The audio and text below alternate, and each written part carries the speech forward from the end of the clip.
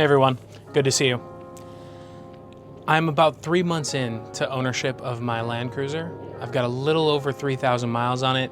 I've daily driven it, I've taken it camping, I've lived with it for the last 3 months, and I think I'm finally ready to give you a real life owner's review. But we need to wash it first. Let's do that.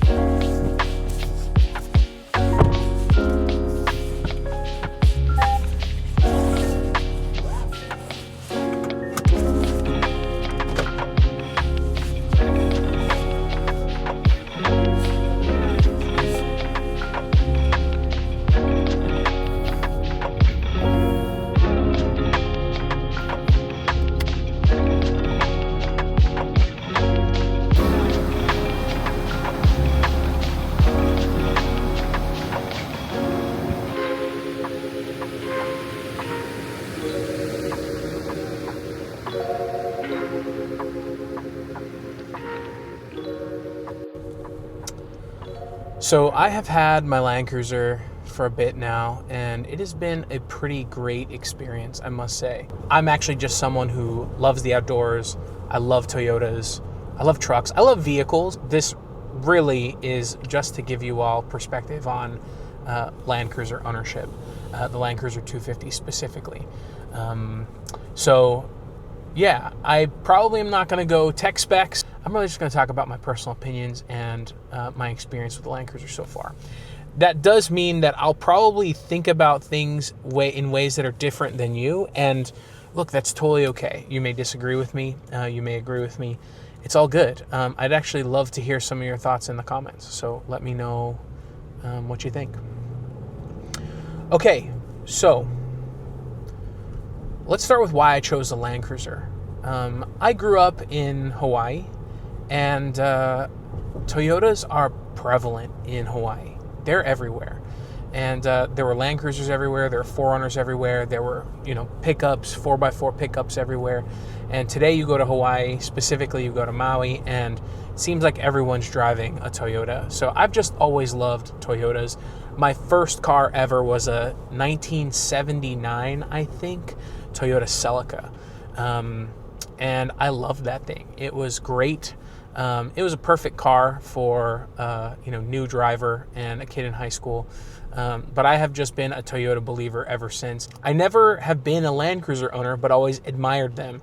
I've got some great friends who are just die-hard Land Cruiser fans. And so I had always kind of envied and wanted a Land Cruiser. And specifically, I do remember I was like wanting a 200 series Land Cruiser for a really long time, but just couldn't find it in myself to pay the money for a Land Cruiser. And even use the 200 series were still really expensive, really pricey. And the big thing that held me back, wasn't just that it was so expensive, but it was so expensive and I was sacrificing quite a bit of modern technology. Like the 200 series Land Cruiser, it just didn't have a lot of the features, safety features, electronics, technology that new vehicles have. And I didn't want a, vintage vehicle. If I wanted a vintage Land Cruiser, I would buy, an 80 series or, something like that. I wanted, a capable modern vehicle, and loved the Land Cruiser platform, but didn't love that I was sacrificing so much of the technology for it. And so I always kind of steered clear, and that's ultimately where I ended up shifting over to the F-150 and loved my time with the Ford. But when Toyota announced the Land Cruiser 250 coming back to North America and Land Cruiser coming back to the US, I got really excited. And probably like a lot of you watching this video, just obsessed, watching every single video on YouTube that I could find. And just obsessed for a year, pretty much, over these vehicles. And finally decided to pull the trigger when I saw one with the spec that I wanted. When Toyota announced the Land Cruiser and they showed the Heritage Blue as a color option, I knew that was mine.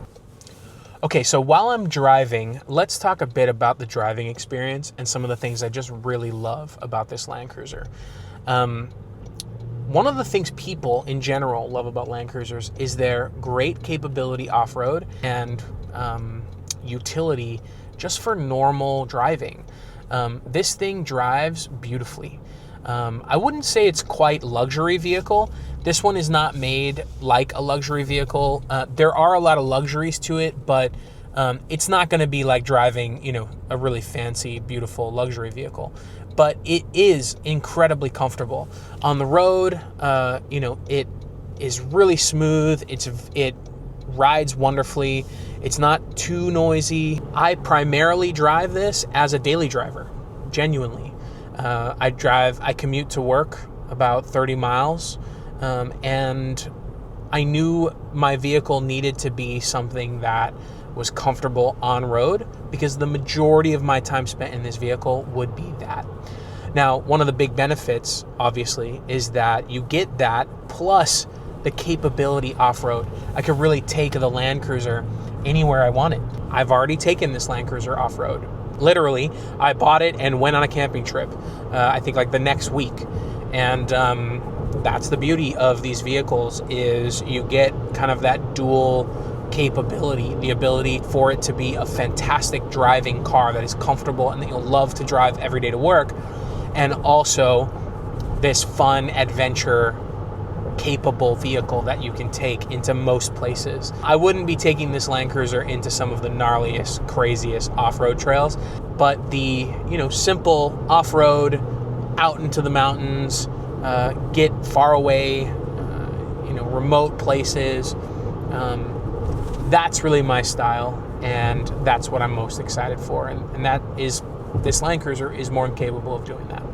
Something I am doing a lot of in this Land Cruiser is refueling the gas tank. And that's not necessarily the worst thing in the world, because I get great gas mileage. The problem is more around the size of the fuel tank. I spend a lot of time at the pump. Okay, so a few more things that are on my mind as it pertains to the Land Cruiser specifically. There are a few quirks that I just did not expect when I got the Land Cruiser, and they have to do with the hybrid battery. I'm actually a fan of the hybrid battery and the system in the Land Cruiser. I didn't really have a opinion of it beforehand. I was open and trusted Toyota that they were going to make something that was great. And for the most part, that has been the case. I have no issues with it whatsoever. There are just some things that I did not expect about it that I think are pretty unique, and that I haven't experienced in another vehicle.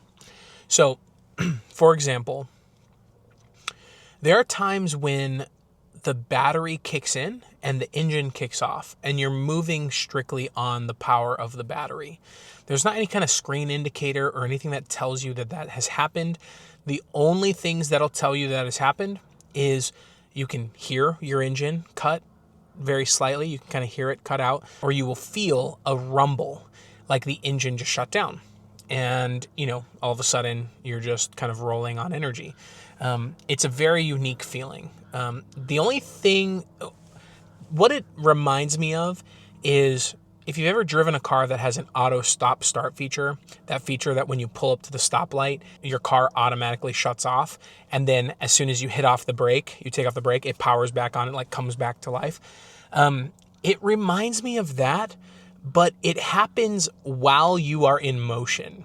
Now, this doesn't happen at like highway speeds. You're not going like, 70 miles an hour, or you're not even going 20 miles an hour and it's doing this. It's just like you're crawling around, pulling out of your driveway, or, creeping into a parking stall, or coming to a stop at a stoplight, or, maybe sometimes when you're in traffic. Southern California, we got a ton of traffic here.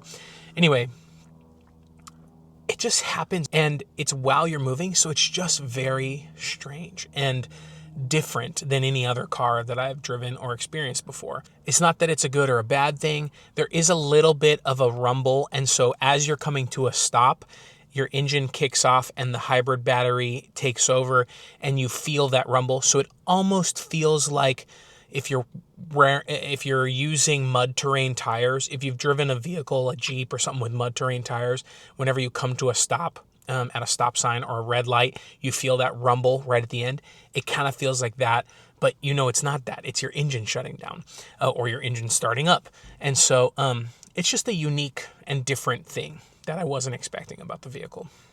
Let's talk about storage for a sec. So the Land Cruiser has quite a bit of storage, but it is not quite as much as I expected when I first got the vehicle. A lot of people that I see online in their videos and in their reviews talk about how the floor in the back is elevated because of the battery packs, and that's kind of a thing that a lot of people don't like. That hasn't bothered me too much. I'm not planning on sleeping in my Land Cruiser. I'm not planning on putting in some kind of a drawer system or fridge, at least at the moment. So I don't feel limited on that kind of big cargo space. The cargo space is huge, but I just didn't have space to put my everyday carry tools, like the things that I keep in my vehicle at all times. There just wasn't the cubbies and the places to put things that I've had in other vehicles. Part of this is the cool box that's in the center console. By the way, cool box, love it, use it. I've used it multiple times now and I absolutely love it. I think it's fantastic. That's part of it. The other part is the door, the pockets in the doors are very small. There's just not a lot of creative spaces to put stuff. The glove box isn't very big, so on and so forth. So I've got a few little solutions that I have, put into the Land Cruiser to help me with some of the storage space. I added a MOLLE panel to the driver's side visor, and I also added an attic up above the rear seats and the back area, which has been fantastic. All right, so it's the next day. I ran out of daylight, but a couple more things I wanted to talk about. So one of the big challenges with the Land Cruiser is the wheels and tires. There's been a lot of criticism about just the Land Cruiser not coming with off-road or all-terrain tire options. I totally agree. Also, my Land Cruiser came with the premium package, and that came with 20-inch wheels, which is not ideal for off-road.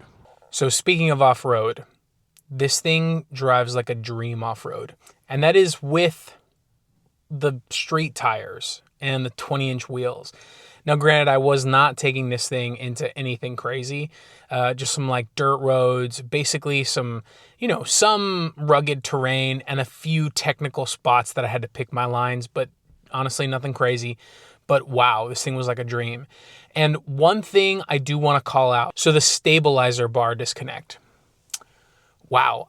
Not what I expected from this. This is one of the reasons why I purchased the mid-trim model. Thinking that on more challenging trails, more technical pieces, I would turn it on and use it.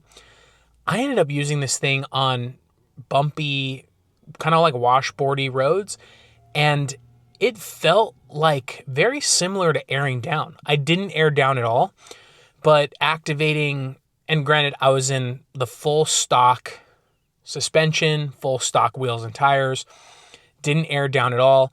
Activating the stabilizer bar disconnect really did make it so much more comfortable of a ride. I was shocked at this. The downhill assist control, crawl control, I was blown away. It really is like off-road cruise control.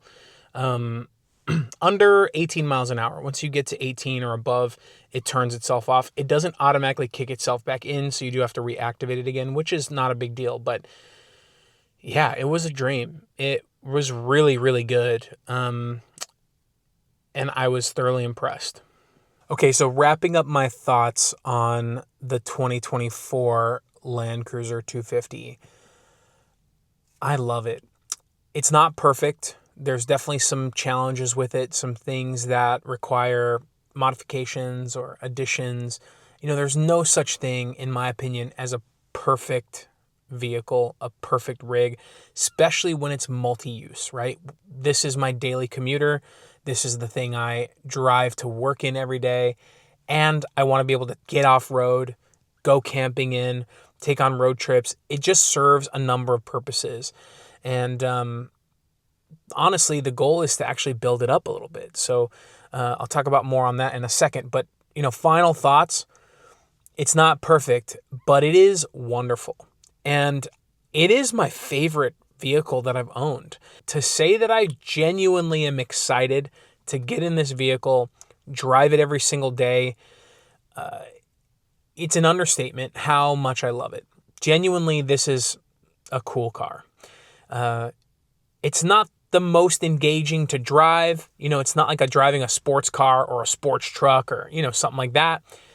It's not the most luxurious drive, but it's a great hybrid between those things. Certainly the capability mixed with the comfortability of this vehicle just makes it wonderful. Okay, so what are we going to be doing with this build?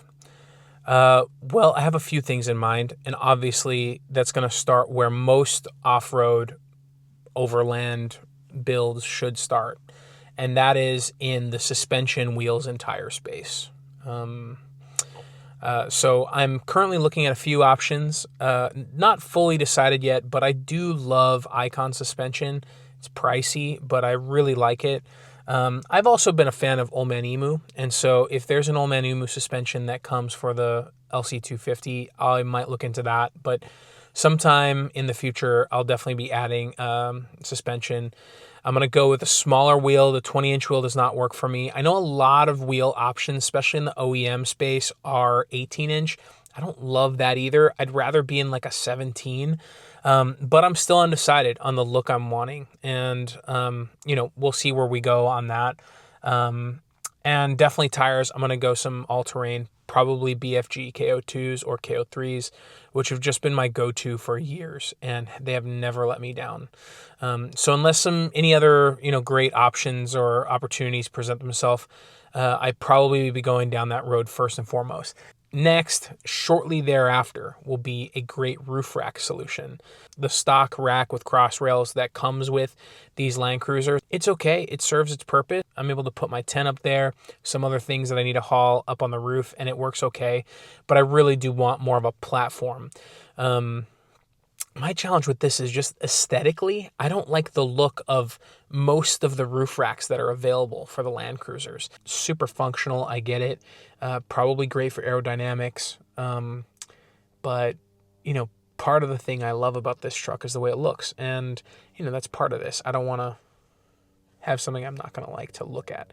So, we'll see where we go with that. But definitely suspension, wheels, tires, and then shortly thereafter, a roof rack. Thank you so much for watching this video. Hope it gave you some insight into Land Cruiser ownership. If you're interested in outdoor content, Land Cruiser, Toyota, stuff like that, consider subscribing. I'd love to have you along for the journey. There's lots more to come. Thanks again. I'll see you soon.